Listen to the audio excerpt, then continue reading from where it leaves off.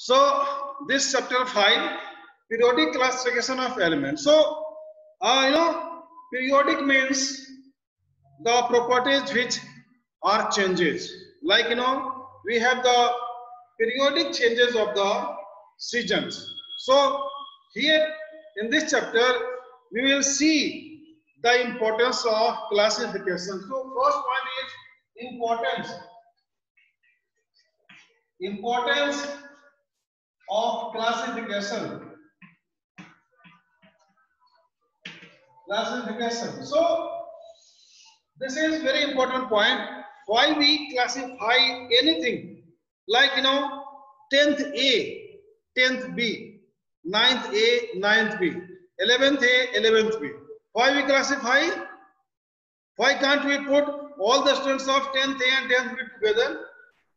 All the students of 9th A, 9th B together? Understanding better. Because by separating the students into small groups, it becomes easy. It becomes easy to control, to give some instruction, to interact. And so this is the essence of classification of elements. One point. Second point, we keep students of different levels separately so that there cannot be any chaos. So this is the importance of classification of students into different sections. Similarly, importance of classification of elements. This is the second point. So we classify elements into different groups as per our convenience. As per our convenience means all the informations are written, and so we get at a glance different conditions all at one time. So this is the need of classification. Like we keep all the textbooks at one place, all the copies at one place. Why? Because by doing so we are able to search, we are able to locate, we are able to know, or we are able to get the book. So that's why it is applicable here also. We require classification of elements for our convenience. So we do this for our convenience.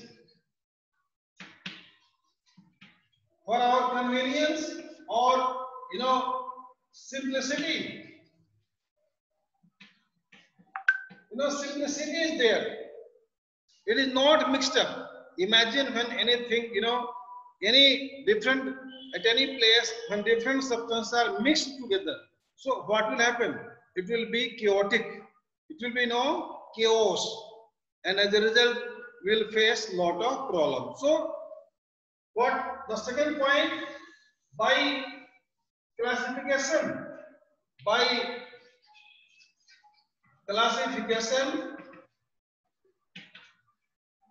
of elements, we can know their character. We can know their character or properties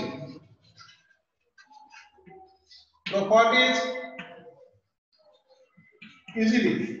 It means because all the elements having similar properties are placed together, and so this is the way to classify the elements, and this is the importance of the classification of different elements. Now there are many attempts were made by different scientists,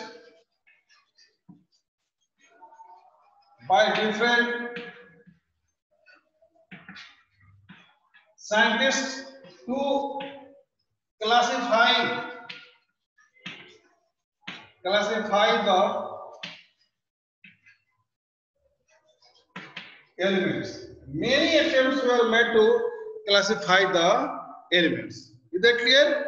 So this is, basic introduction about the importance of the Reiner's law of triads. Is that clear? So triad.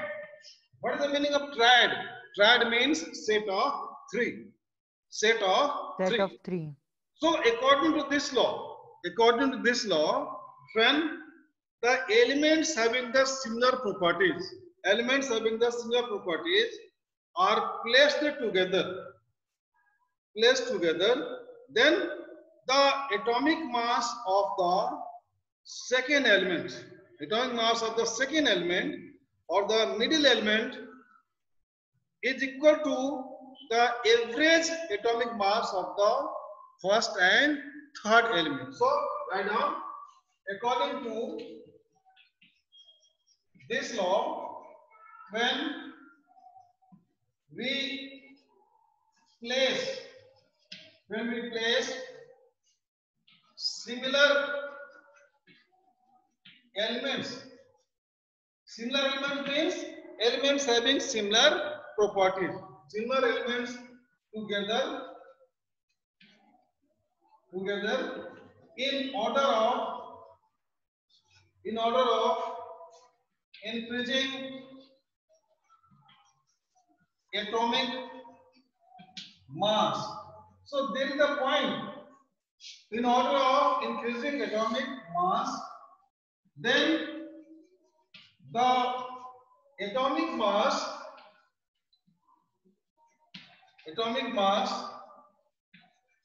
of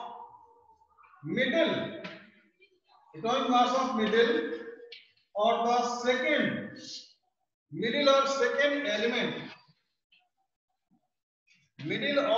element is equal to the mean value of atomic masses of first and third element. Is that clear?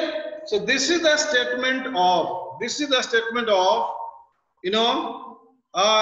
Dove-Reiner's law of triads. This is the first official. Is that clear? So write down, this is the first official classification, Dove-Reiner's law of triads. So here the elements having similar properties, we keep in place of three, in set of three. That's why it is called a law of triad. So actually at this time very few elements were known. And the elements known were having similar properties, like lithium, sodium and potassium. So here lithium, it is, this potassium, it has 39, and here lithium, it has this, it will be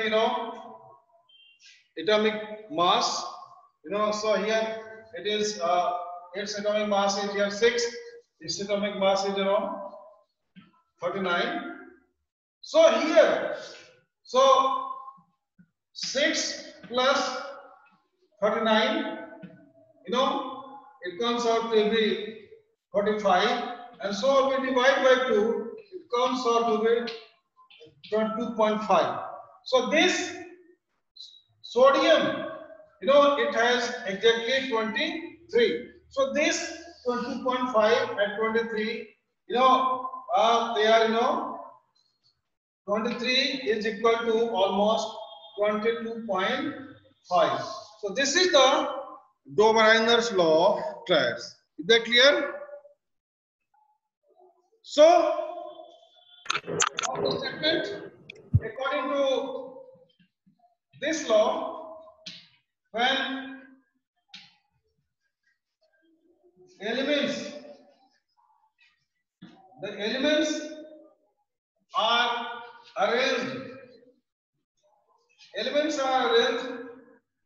in the order of their increasing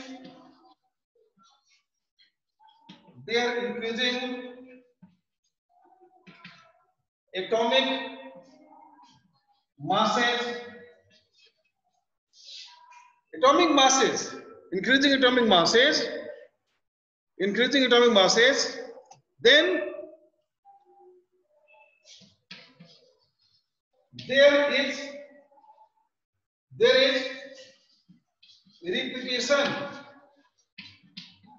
repetition in the properties. Repetition the properties of first element with the eighth element. So this is the statement of this. First element repeats in properties with the eighth element, or second will resemble with the ninth element, third will do. So at every step, one element or any element will resemble with the eighth element. So this is the statement, of this Newland's law of octaves. This law, this is the statement, and so this Newland, actually, he said that just like the 8 notes of music. In music there are 8 notes. So in 8 notes of music, there is the resemblance. There is the resemblance in the properties. Resemblance in the properties of first and eighth element. So this is the one more point about the this Newland's law of octaves. Is that clear? Yes, sir. See, these are some of the elements, and see, just there is a marking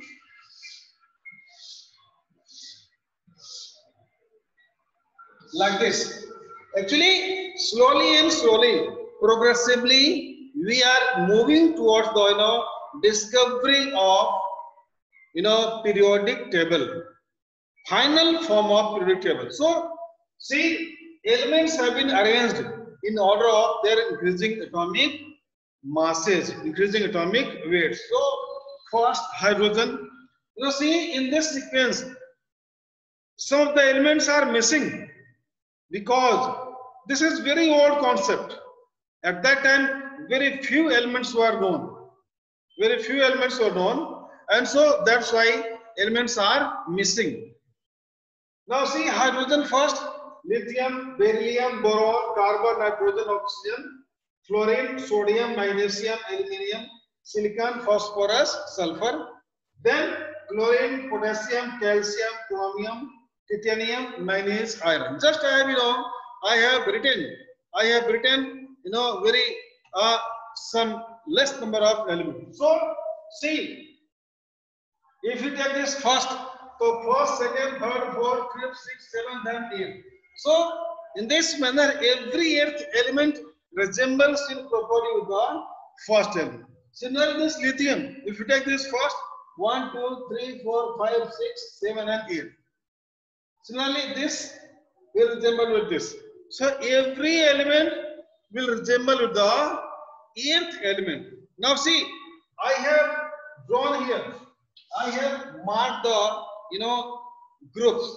Just now you have seen in the Newland's this Dobrunner's law threads.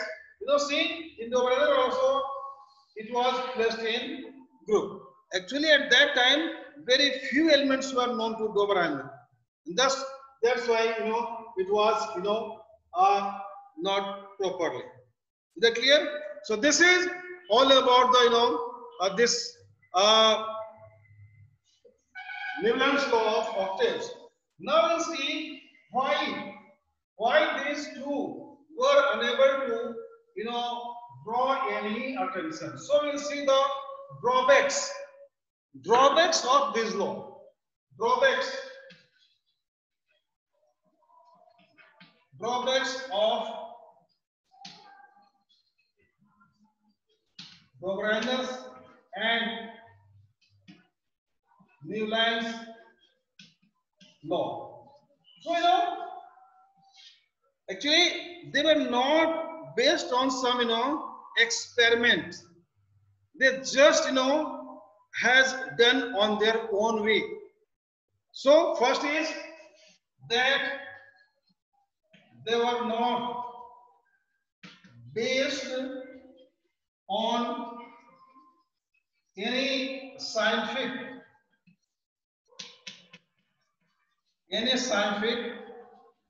work. No scientific work, just resemblance. Sodium, potassium, they resemble each other. That's why it was point. Number one. Now number two.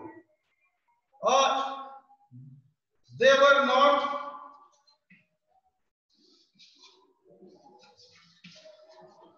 applicable to all the elements, and no basic guideline. Basic guideline means something very important criteria. Basic guideline was taken into classification.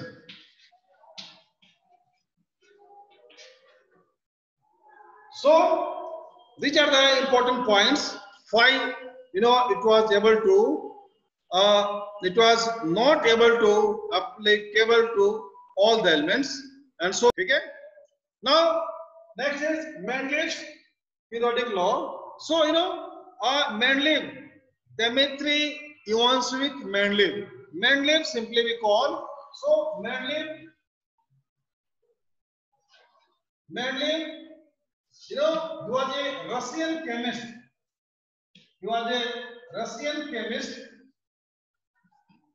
And so Mendeleev started his work.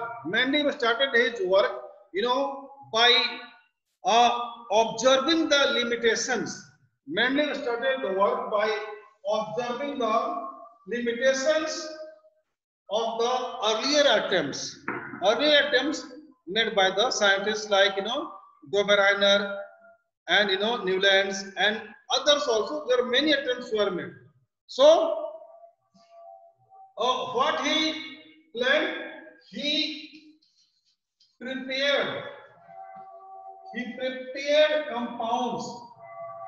He prepared compounds of all the elements available at that time in the form of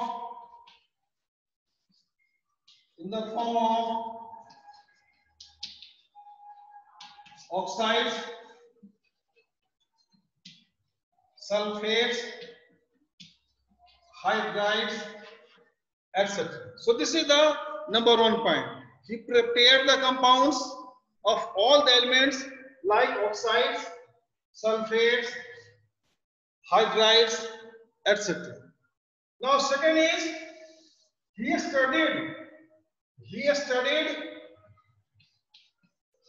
he studied the properties of all the compounds and noted down on a cardboard piece. No, he had taken, at that time 63 elements were known. This for all the 63 elements known. At that time 63 elements were known. This is the second point. Now third point is he had noted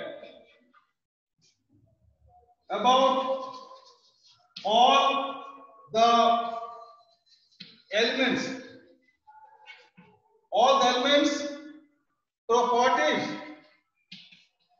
properties on a cardboard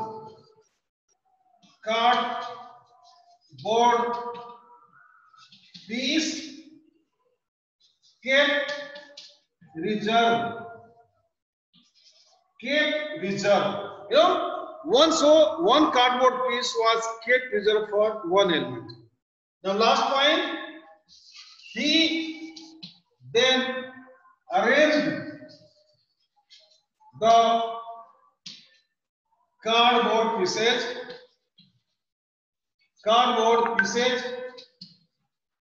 in the increasing order of their atomic numbers. So at that time, you know, atomic number was known to them. So atomic number was taken as a fundamental property. You have to keep in mind. So the summary is that, you know, atomic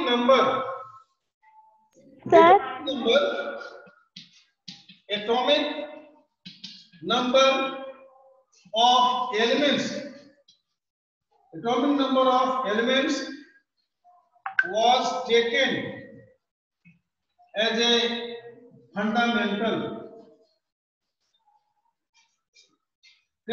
fundamental property. And so this law has an advantages over all this. Is that clear? So this is all about the basics. We'll start in the next lesson.